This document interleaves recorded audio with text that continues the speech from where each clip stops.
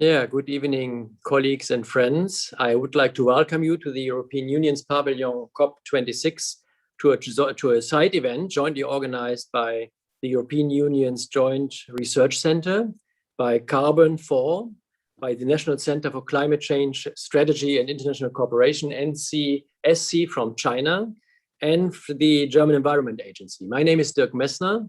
I'm the president of the German Environment Agency, UBA, and I will introduce my colleagues actually step by step when we move us through our discussion.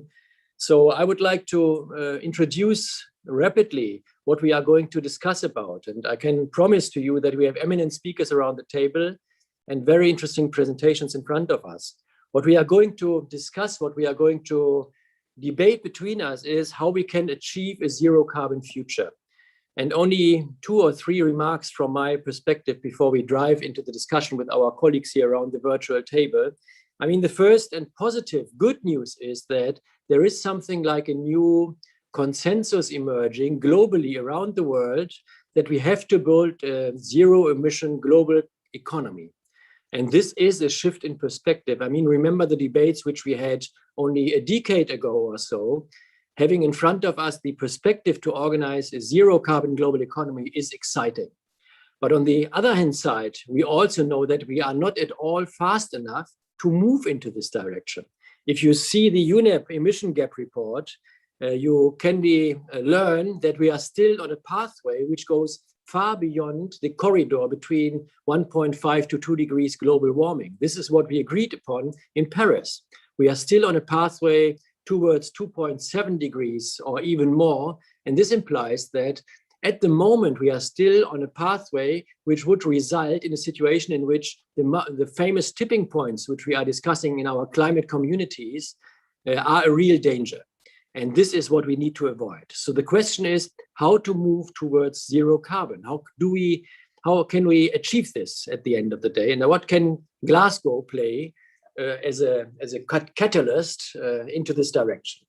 We have been structuring our joint discussion here in 3 steps, and we are going to discuss first about the vision of a global carbon, zero carbon global economy future. What does this imply? This is the first step, the vision, to understand what we are talking about. The second step is then, where do we stand? So the status quo. And here we are going to listen to a colleague who is going to launch a very important report today about the global energy and climate outlook. And we will listen to you carefully because you are bringing the latest data to our discussion here. So this is about the status quo. And then the third step is, how do we get there? What needs to be done? What kind of role do different actors play? And we are going to listen to private sector perspectives, but also to governmental perspectives, international organization perspectives, civil society as an actor. So this is what we do have in front of us. And with this few introductory remarks, I will already drive us into the first presentation. And I would like to introduce to you Mr. Cyril Losel from the European Commission. Cyril, you are working for the European Commission since 2013 already in the Directorate General for Climate Action, and you are responsible for international relations in this regard. And you have been working with in the G7 context, with the G20 context. So Cyril, from you, we would like to know, where are we going to go to? How does this future look like? What is the vision of the European Union and how could this play out? Cyril, the floor is yours. Please unmute yourself.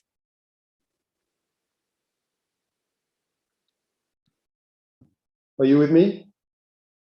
Yes, fine. So thank you very much for the invitation. And I'll start with your last question. Where do we stand as European Union? I think there's no need to set out in great details the range of measures that we have put in place and that we are contemplating now. Suffice to say for now that recall how it is coming together. In 2018, we set out a long-term vision for the European Union to get to net zero greenhouse gas emissions in 2050. Several scenarios were in consideration in order to get there. It took about a year for the EU member states and the parliament to deliberate on this. And end of 2019, the head of states of EU member states agreed that this was the way to go and that we should do climate neutrality by 2050. Through 2020, so they required the Commission to set out in greater details what needed to be done in the medium term. So through 2020, we presented a plan on what we needed to do by 2030 in order to be on a trajectory towards net zero 2050. And that was proposed in September and agreed by member states in December. And right after that, we submitted the updated EU NDC to the UNFCCC. In the latest development, February this year, we presented the new adaptation strategy of the European Union, which was submitted a few days ago to the UNFCCC as an adaptation communication. And then in July, we presented the Fit for 55 package with a new range of policies, updated, scaled up with scaled up ambition in order to be on path for the new objective of reducing emissions by 55% by 2030. So there's a range of existing policies that are increased and then some new policies. I need to underline that the EU commitment is not conditional on what the rest of the world is doing. We inscribed this objective into law. The law was adopted in June. So we are legally committed to achieve net zero 2050 and minus 55 by 2030. It's important to know that. But while we will do that anyway, it's important to work with international partners, as many as possible, in order to increase the mutual benefits. So in terms of international action, I think it's important to recognize that the global energy transition opens for a more collaborative workspace. It doesn't look like a zero-sum game as the pipeline politics of the old days, if you want. The more some of us are investing in clean technologies, the more they become readily available and affordable for the other countries. And just as well for the regulations, for example, the work we do on energy efficiency for appliances, to pick just one example, it makes those same appliances available for other countries. So if one manufacturer somewhere in a country is doing the effort to make the new appliances to meet the standards of the European Union, not only are they available to the EU market, but they are also available to the other markets. So this is a highly collaborative effort. Now, where do we want to go as G20? So just one last thing on EU action. On the whiteboard, it's done. In law, it's as good as done as well. But in the real world, it remains to be done. So there should be no space for complacency. There's a difference between commitment and delivery. And so all that is theoretically done, but the renewable energy projects, they need to be implemented one by one. The homes, they need to be renovated one by one in order to become more energy efficient and so on. So there's a lot of work in front of us. Now, where do we want to go as G20? All countries have to do their part in that global transition, but it is clear that the G20 countries have a common mission and a leading role, and they do recognize that. On climate and energy, the G20 negotiation over the last weekend have been very intense, complicated, really, but ultimately it's been a productive exchange. All members of the G20 are concerned by the call from the scientific community, and they are responding to it. So there's a struggle on the exact choice of words to characterize the problem that we have. But at the end of the day, the G20 members are on the same wavelength. And it was not always so in the past, so it needs to be recognized. And this represents a terrific opportunity as we open the UN Climate Change Conference in Glasgow. The G20 communique, it sets out the key requirements to keep 1.5 in reach. We are falling short of stating that 1.5 is the new goal, but we express that it's the first time that the G20 leaders are recognizing that this more ambitious goal is necessary in order to avoid the more dramatic consequences of climate change. Now, the communique that was adopted yesterday night is as clear as possible on the need for major economies to set out long-term strategies to achieve net zero emissions by or around mid-century, and accordingly to scale up the commitments and the actions that are needed in the 2020s. The members have committed to update and enhance their 2030 NDCs where necessary. And you probably heard that yesterday India committed to net zero carbon neutrality by 2070 as a continuation of this. It is now for each country to deliver their part, and all eyes will be on the G20 members in Glasgow, of course, but not only. Again, every effort matters. The G20 leaders, they've also highlighted more than ever the importance of adapting to the unavoidable impacts of climate change, and they've recognized that progress is being made on the mobilization of climate finance to support climate action in developing countries. But still, it's not enough, and more needs to be done. Everyone welcomes the new commitments that were made by some, including the EU and its member states. Italy just increased its climate finance commitment a lot yesterday. And everyone is looking forward to hear more efforts from the other countries. The $100 billion goal appears finally in reach no later than 2023, thanks to the new pledges made in recent months. Now, the G20 leaders, they agreed also to scale up clean energy sources and to transition away from the most carbon intensive one, namely coal. And then those who were still doing it until recently, they agreed to put an end to the provision of public money to help build new unabated coal power generation capacity in other countries, which is quite important. Of course, from the EU, we wanted more. We wanted more specific commitments in a number of key areas, notably putting a price on carbon, setting a clear timeline for phasing out fossil fuel subsidies, phasing out unabated coal power generation, or joining the global methane pledge. All these are very much in line with the European Green Deal, and more work is needed in the times ahead to grow the international consensus on these important issues. And we will spare no effort to engage with international partners.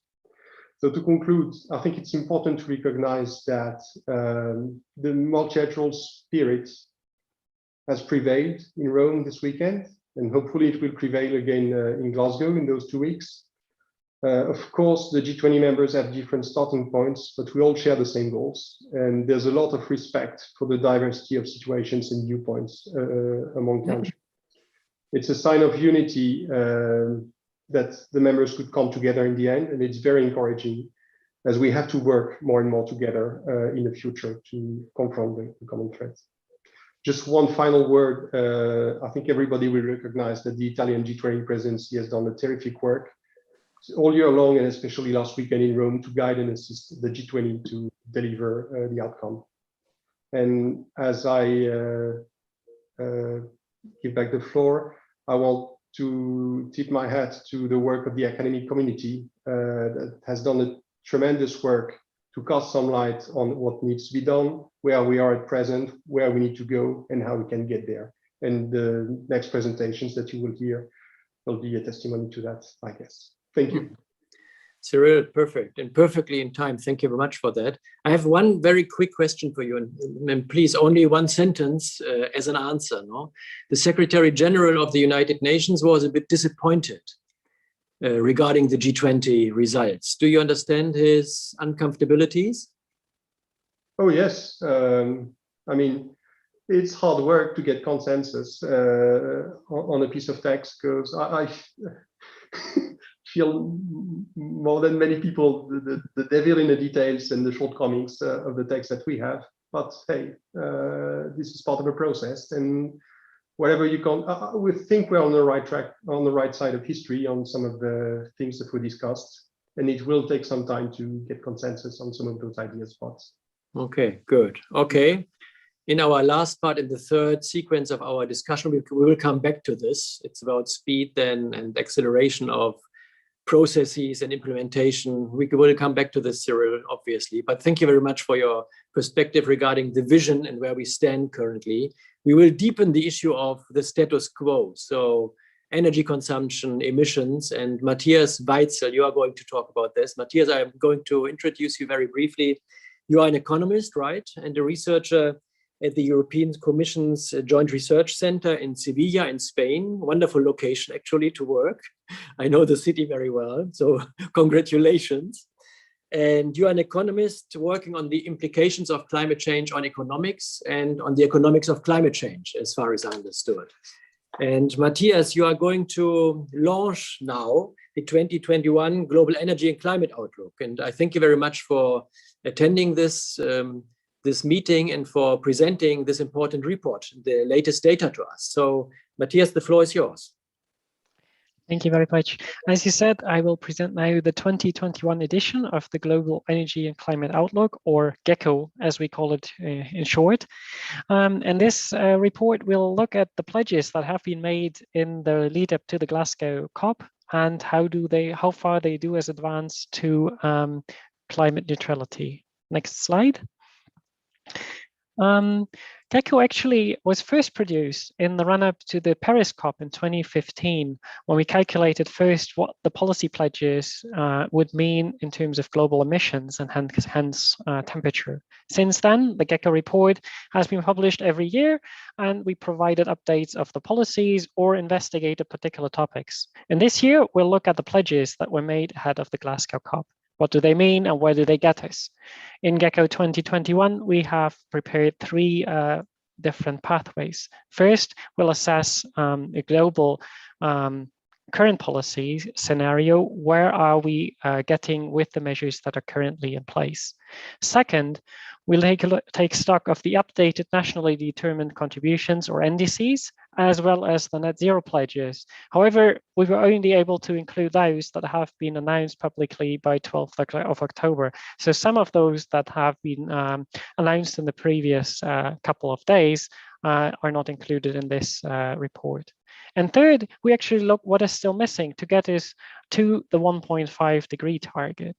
And we do this calculations by using energy and economic modeling, providing results at regional and sectoral detail. However, in this presentation, due to the lack of time, I can briefly go into mostly economic and energy results and the global level only. Next slide. Let me first show you how global greenhouse gas emissions and correspondingly temperatures would evolve under the three different pathways. Under the current policies, that's the red line at the top, emissions would continue to rise over the next decade, stabilize, and then lead to temperature increases by over 3 degrees at the end of the century. If, however, we would meet and deliver on the NDCs and net zero pledges, that's the scenario in blue, global emissions would peak already in this decade, in the middle of this decade, and are then on a declining path towards mid-century. The decline there stops because some countries have reached their net zero targets and have zero emissions, while others that have not yet formulated ambitious long-term strategies would continue to emit. This scenario actually leads to a temperature change of about 2.2 degrees at the end of the century. When we last did such an exercise 2 years ago in Gecko 2019, we actually still projected 3 degrees under such a scenario. So now this is considerably less. We project these lower emissions and hence lower temperatures because there are new net zero pledges. There's new increased ambition in the short term with NDC updates. There have been some technology improvements that were reflected in the modeling, and there were some persistent behavioral changes that we expect from COVID, for example, in transport demand. One can think about the difference between the current policies and the the scenario with targets as an implementation gap. So countries have announced these emission targets, but they haven't put in place the policies to achieve them. And this is actually a considerable gap. So policymakers in the countries need to make sure to put in place the policies to actually deliver on these pledges. And as I said, it's a big step in the right direction. However, this is not enough to meet the Paris Agreement. So with these emission pledges, we're not yet there to go well below 2 degrees or even 1.5 degrees. For 1.5 degrees in particular, much lower emissions are needed, both in the long term and in the short term. One can think about the difference between the blue and the green line as an ambition gap, because new ambitious pledges would be needed to get us there. Next slide. A key determinant of the changes in emissions lies in the transformation of the energy system. Here we see how global primary energy supply could lie could look like under the three different pathways. The total energy supply is shown in the dotted lines on the left of the figure. And current policies would actually lead to continued increase of primary energy supply. In the current policies, in the policy scenarios, primary energy supply can be reduced mainly through efficiency gains, partly from electrification. This would shave off the energy supply increase under the scenario with announced targets, stabilizing it, and even lead to a decline under the 1.5 scenario. Among the different energy carriers, the biggest change would obviously occur for coal. The announced policies would cut its use, especially for generating electricity. In the 1.5 degree scenario, practically all coal use would be phased out by the middle of the century. In our modeling, we also see that the 1.5 degree scenario would require a reduction of all fossil fuels by the middle of the century relative to today, including gas. This would not yet be guaranteed under the scenarios with the NDCs and net zero pledges.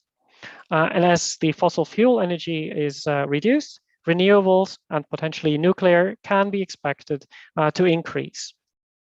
Next slide. We can also zoom in to the different options to reduce emissions. In the blue bars, we see how global emissions would look like under the different three scenarios.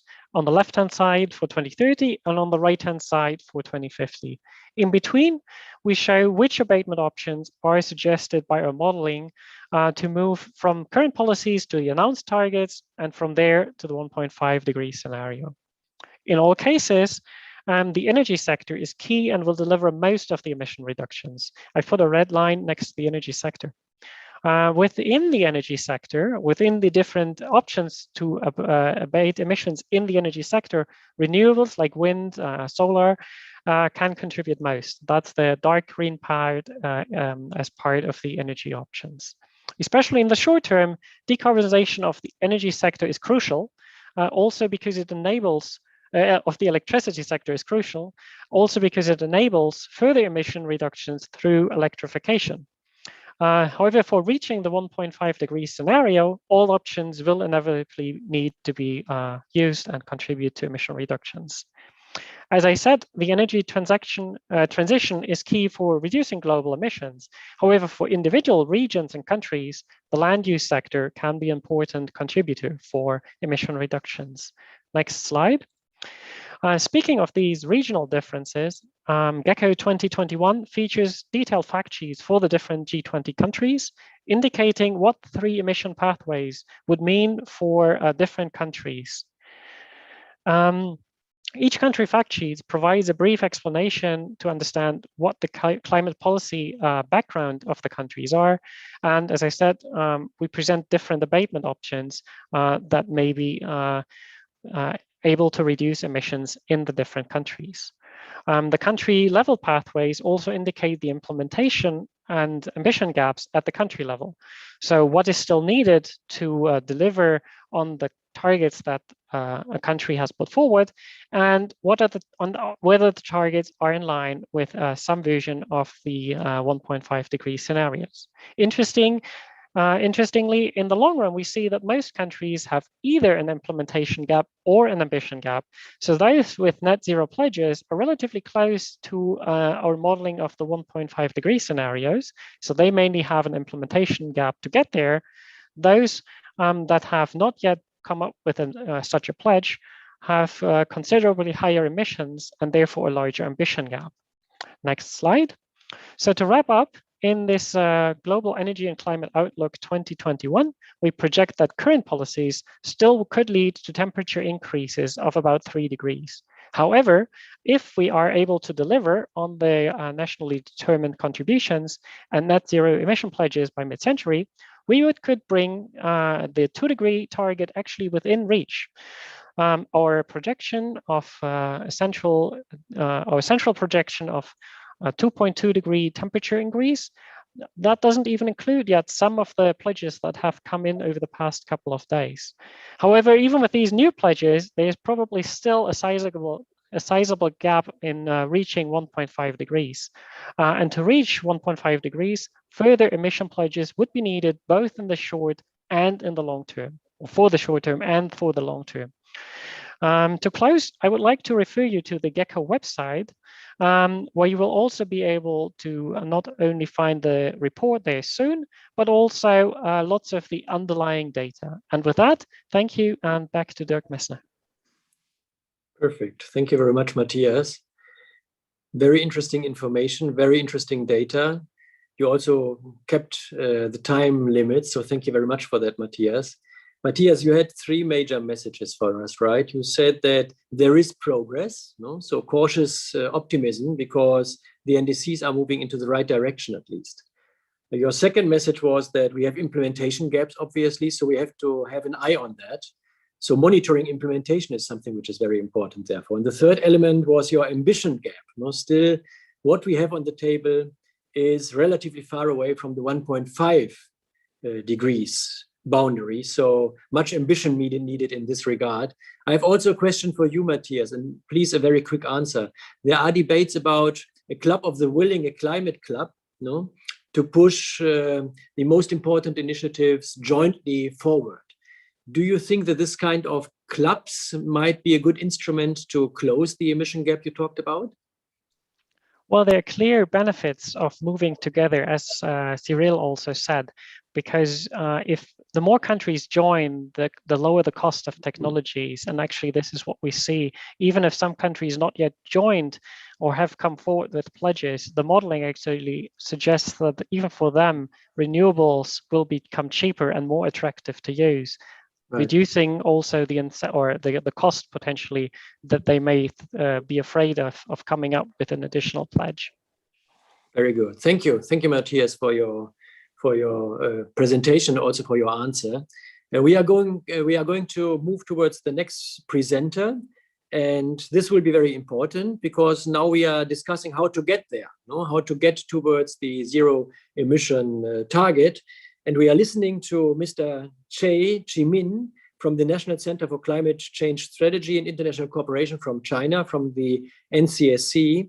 And Che Jimin is the Director for Strategy and Planning at the National Center for Climate Change Strategy under the Chinese Ministry of Ecology and Environment. And he will talk about the visions for a carbon neutral energy system in China. This is obviously, as Cyril and Matthias, you already mentioned, explicitly or implicitly, a very important issue. We will see a video from Mr. Che Jimin because obviously it's already very late in China. Therefore, he sent it as a video, and we are listening to him now.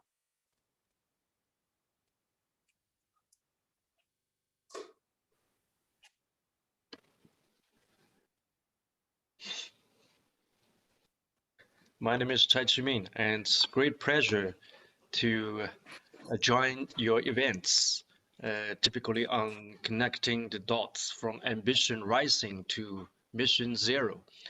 And my presentation is about visions to a carbon neutral energy system in China. As we know, last year, actually it's the year zero for global carbon neutrality under Paris Agreement. And over 130 countries has pledged to reduce their greenhouse gas emission to zero around the middle centuries, which is accounting for 70% of the global GDP. Typically, like China, following the EU's climate neutral targets, and China also announced our visions on carbon neutrality before 2060, and also enhanced our national determined ambitions to have CO2 emission peak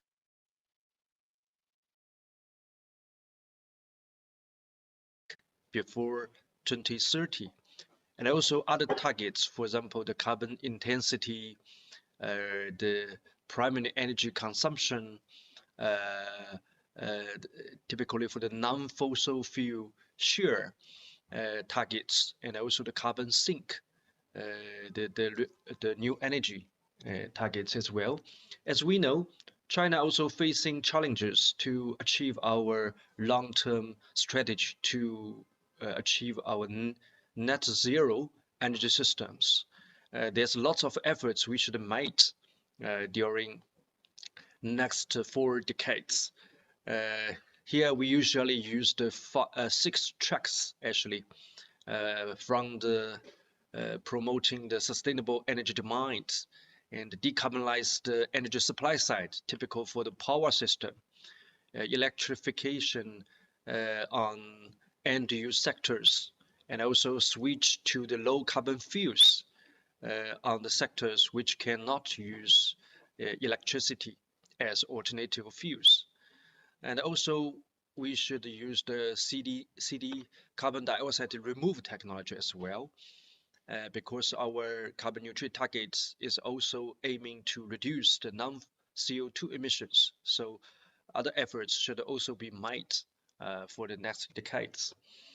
We can see along our way to carbon neutrality visions, there's lots of technology should be applied, just as IEA estimated, and half of the technology is still underway for economy feasibility, which is also the same story here in China.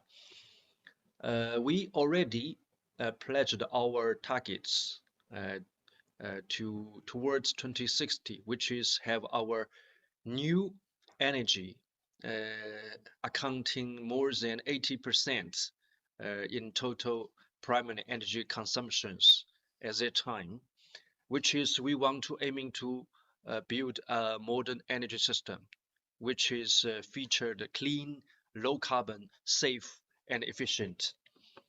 There will be a big shift between the regions towards the carbon neutrality. We can see our energy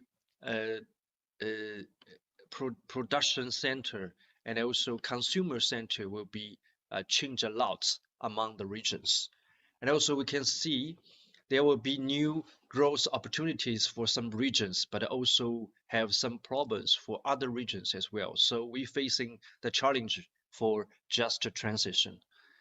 And also for some new power infrastructures, the great expectations because of higher electrification rate, there will be lots of transmission lines for inter-regional energy transfer.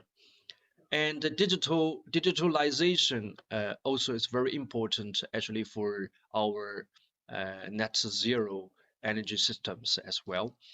We already made some kind of energy internet, and also the LOT for power system, which is already in our plan. And in all, if we want to enabling such kind of transmission here in China, we still have lots of efforts to do, not only for the technologies, but also for the policies systems. So there should be lots of both the virtual, which means the national, province, and the local, and also the horizontal, crossing ministries, policy coordinations.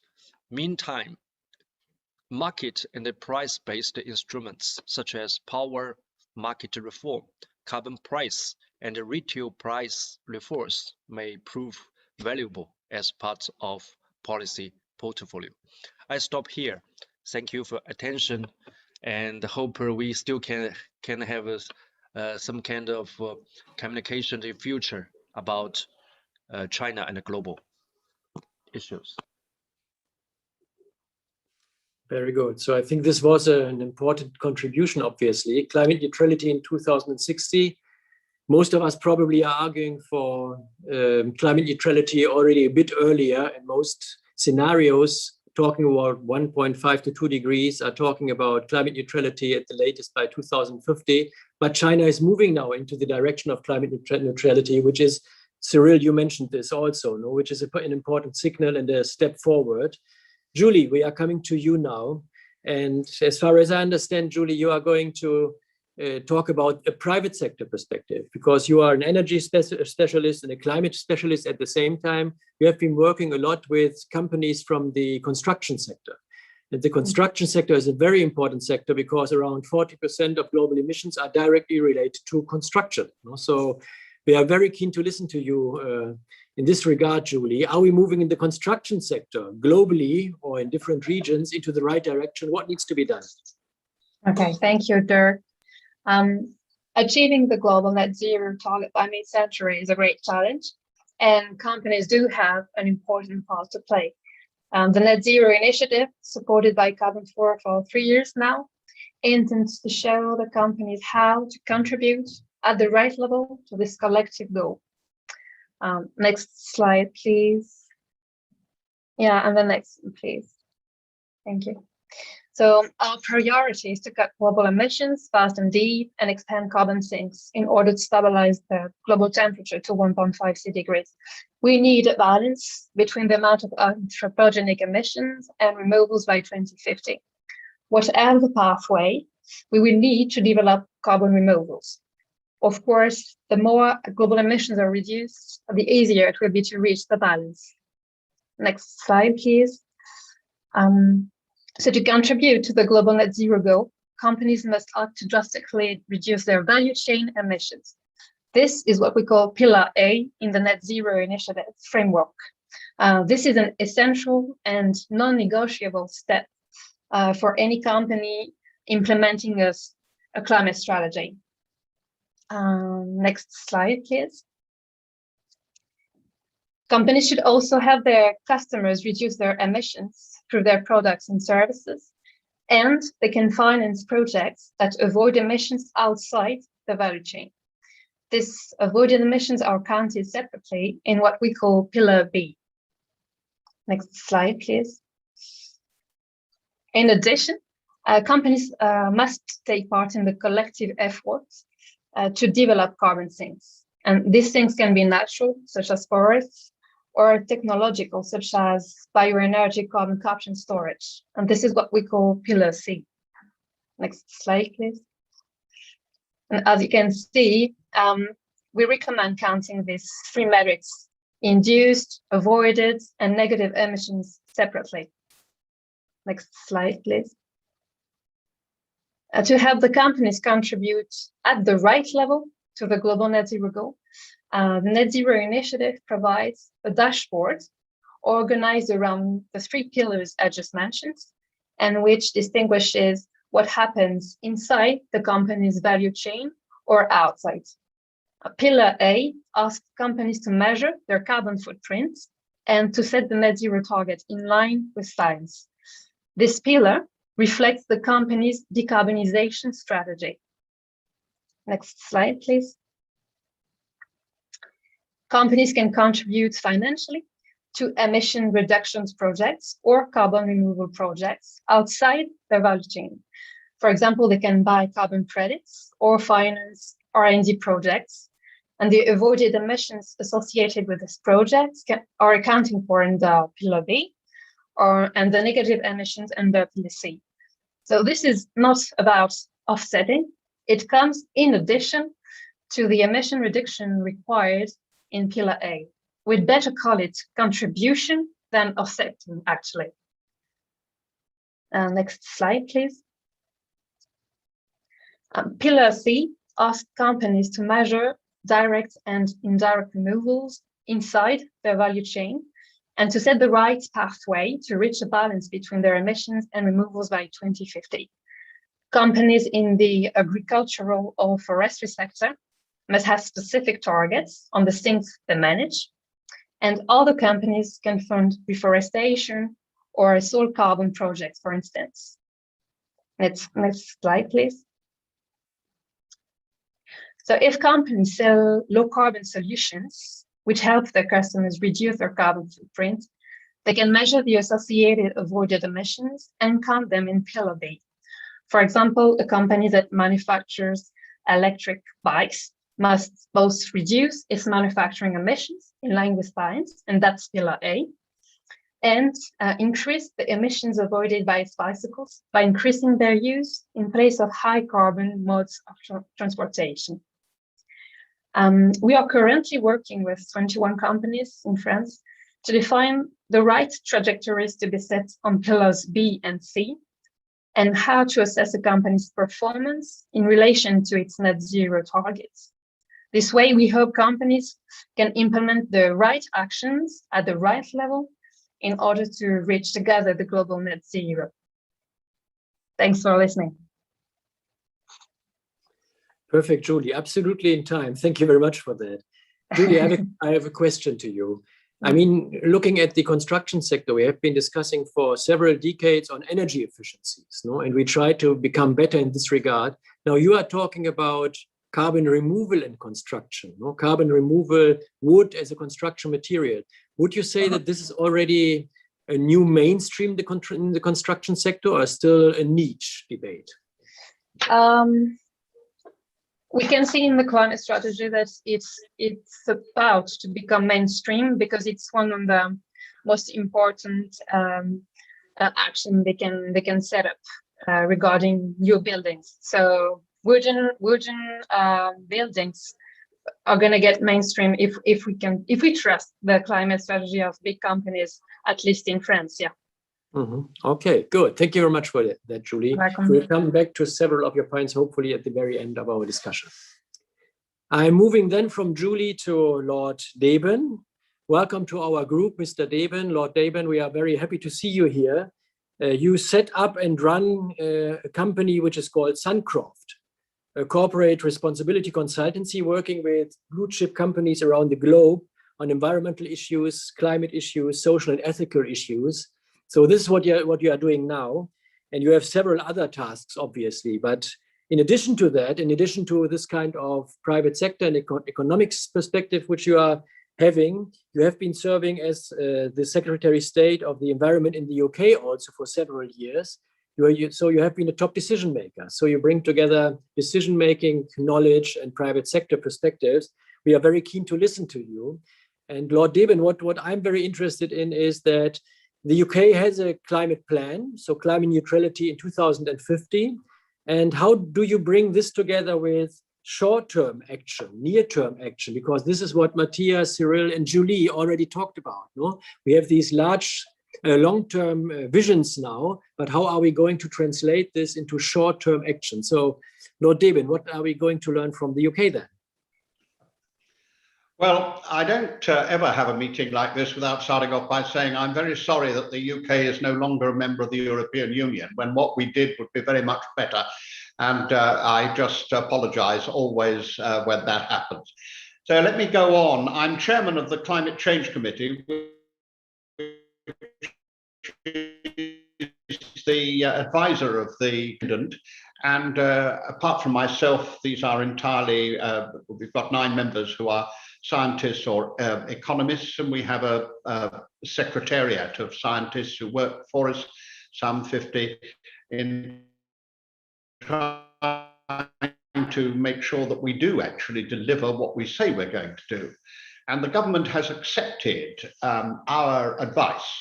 So we have now put into law the fact that we have to reach net zero by 2050. And we have put into law the mechanisms by which we will do it. So we are now committed as a nation to cut our emissions by 68% on 1990 by 2030, and by 78% by 2035. And in 2035, we are committed to have removed all fossil fuels from our generating system. Now, last week, 10 days ago, the government published 2 important documents. The first was the net zero strategy, which was the first step in saying how you do this.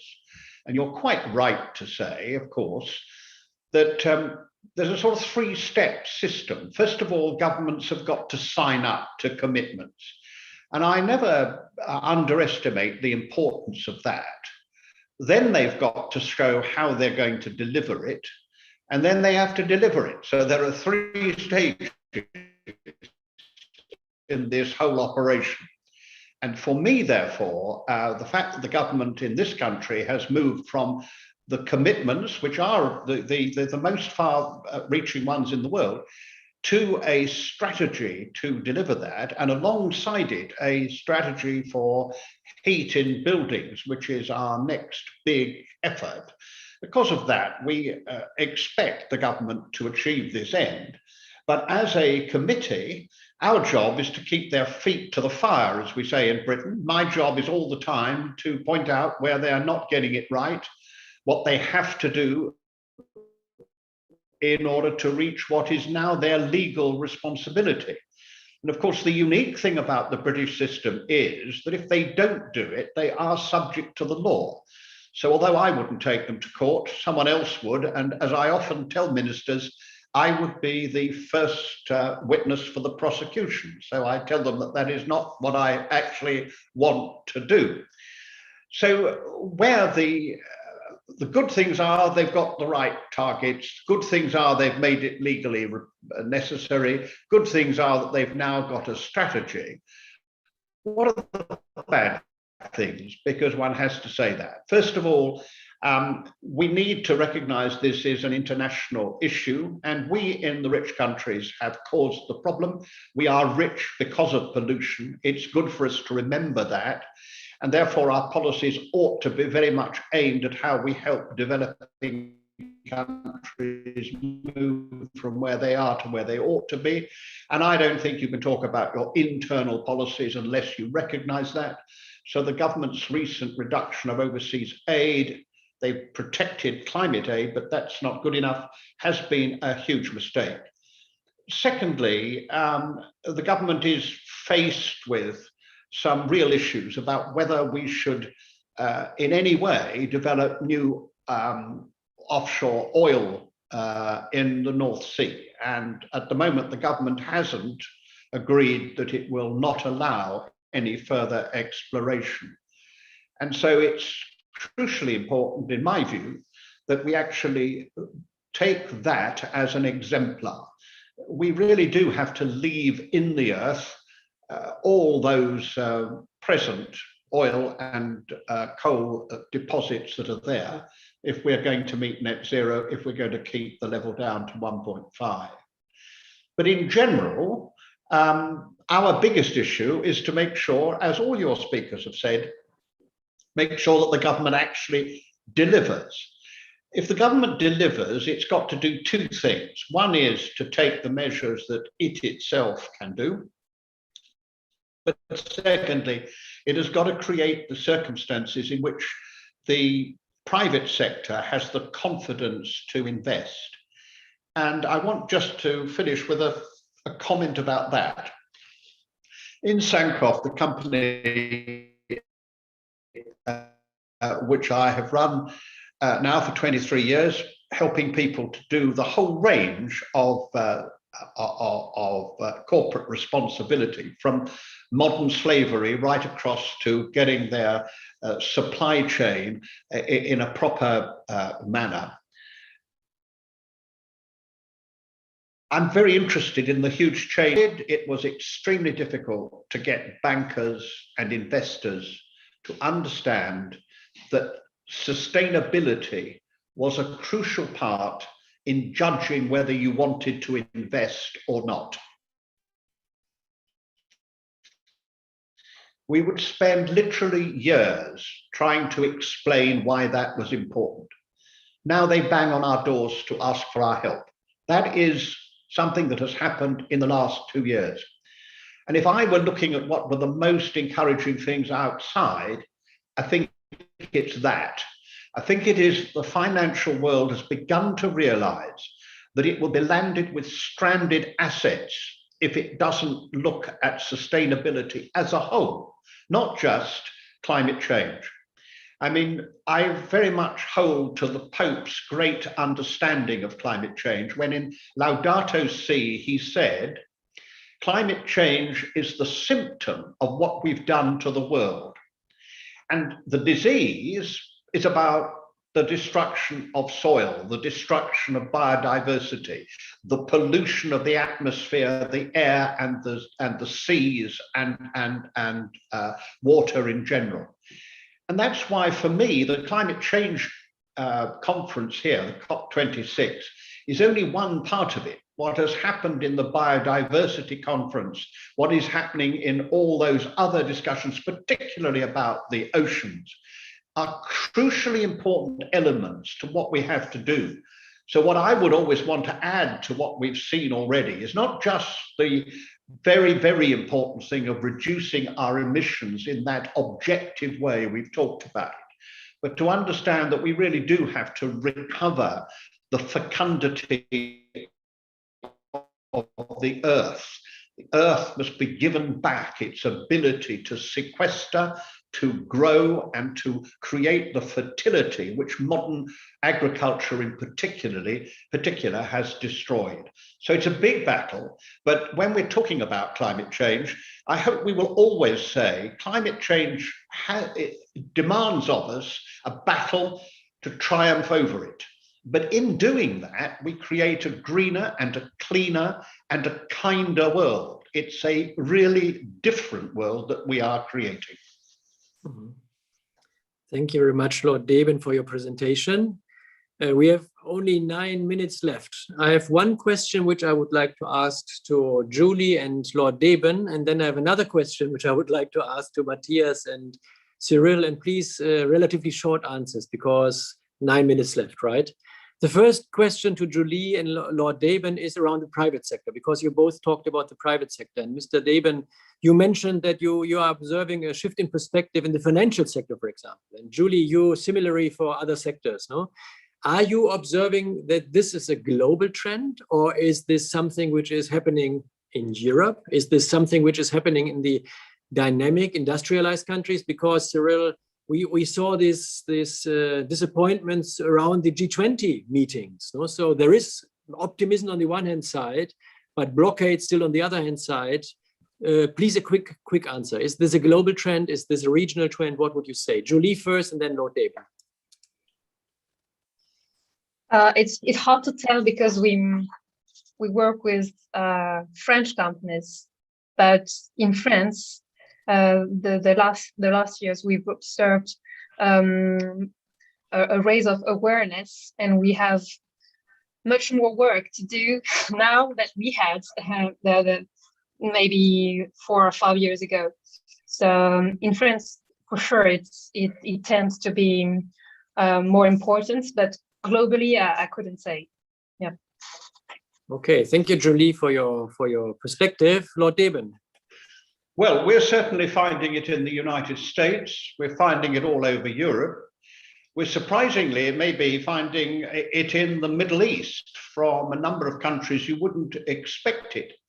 And we're beginning to find it in Australia, which is a very interesting thing because it's counter the government. The Australian government is actually unacceptable in its whole approach, and we need to concentrate on it. This is a civilized country that has no business to be changing our climate without taking any notice of what it should be doing. But it's interesting that the one area where you're beginning to get the pressure is actually from the investors who recognize that the future doesn't lie there. So I think it's global. It's more in the developed countries, of course, but you're even getting it in countries where you would never expect it from before. So I do think it is changing. Okay, thank you very much for that, Lord Deben and Julie. I would join you in your optimism in this regard. Talking about Germany, you know, we had several announcement during the last days now in the phase of transition from our old to the new government, from the private sector, asking the new government, the incoming government, for more ambitious climate action. You know? And I myself published a book as only some days ago, where 40 CEOs from important German companies also described their pathways in their companies and sectors towards climate neutrality. And Lord Deben, as you said, 2, 3, 4 years ago, this would have been a very rare thing. Now it's becoming something like mainstream, which is promising or looks promising. So thank you very much, Lord Deben. Thank you very much, Julie. We have, let's see, 5 minutes left for Matthias and Cyril. So please be focused and brief. My question to you is, as you are looking on global processes, the global economy, Matthias, your global data sets, Cyril, the G20 context you are working within. I mean, my perspective is, or my interpretation currently is that we have high ambition regarding goals in our home countries, in our national context, on the level of the European Union. No? But I'm not seeing the same level of ambition when it comes to our international cooperation activities in the field of climate change. I call this the climate ambition paradox. No? So we seem to invest now so many financial resources and political capital at home in our nation states, in our national context and European-wide, but we have not the same level of ambitions globally. Do you share this perspective, or do you have different interpretations? Matthias, would you like to start, and then Cyril? Thanks. Very interesting perspective. At least on the political level, I would say we do see naturally quite some ambition in our home countries, but this has propagated to other countries in recent years, and you see it reflected in these net zero pledges. Now countries are coming up with pledges where you had never expected those even just 2 or 3 years ago. And I think it also goes from politicians that are specialized in the field discussing it, but it becomes a main main negotiation topic of G20 summits. It becomes more visible in central banks, which even also, again, 5 years ago, might have not been discussing this, because it will affect financial stability, for example. So I think there is a trend towards attention to what this transition means, and hopefully also to get us there. Over to Cyril. Yeah, Cyril, please.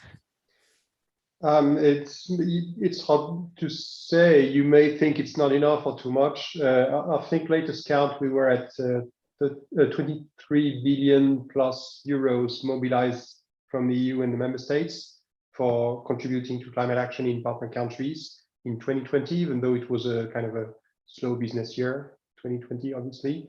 So you add to that the leverage over private money, which is being triggered by public resources. So it's quite something. So it's anybody's judgment whether it's enough or not enough.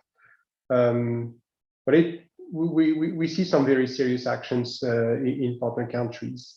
We see the shortcomings, but if you look around, there's some very serious things going on in many countries overseas, and I want to highlight that.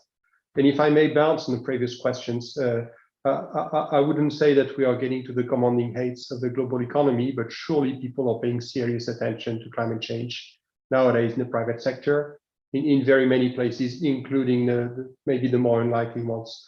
But I'm also concerned that climate action could be caught into the geopolitics sometimes. So it's not too clear that we can protect a safe space for collaborating on climate action, while other parameters of international relations are getting a bit difficult at the moment from time to time. So that's another question for the future.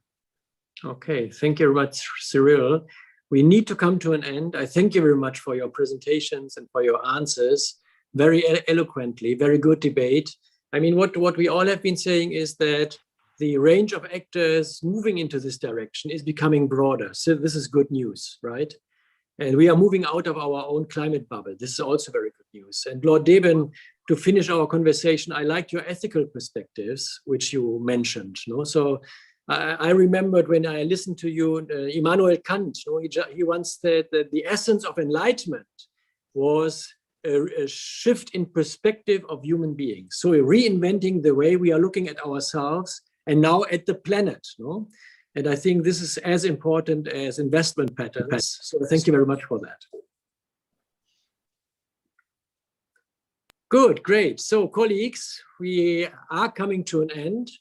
And again, thank you very much for your comments and for your presentations. To the auditorium, thank you very much for listening. I hope you found it as interesting and exciting as I found our debate, and hope to see you again during the next days at COP26 in Glasgow. Bye-bye, colleagues.